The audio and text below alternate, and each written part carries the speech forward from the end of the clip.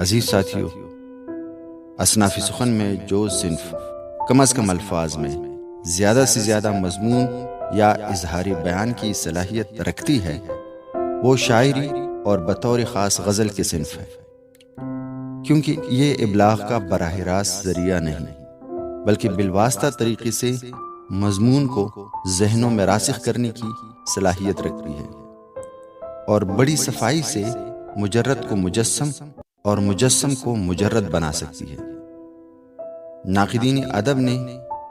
اس صنف کی فنی اور فکری حوالوں سے بھرپور تجزیے کیے ہیں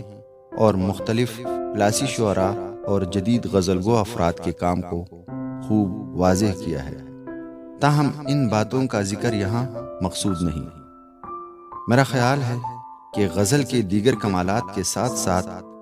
ایک کمال یہ بھی ہے کہ اگر آپ نے کچھ ایسا کہنا ہے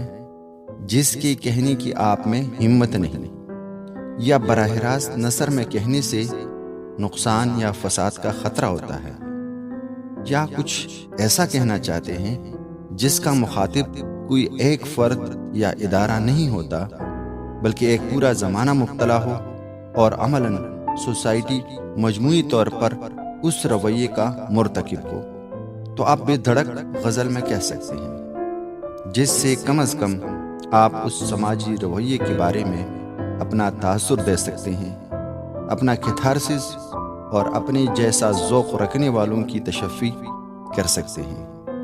ایک معیار مقرر کیا جا سکتا ہے جو متبادل کے طور پر اگلے وقتوں کے لیے بیج کا کام دے سکے، اس یقین کے ساتھ کہ موسم آئے گا اور یہی بیج ایک تناور درخت بن کر دکھائے گا۔ بہت شکریہ۔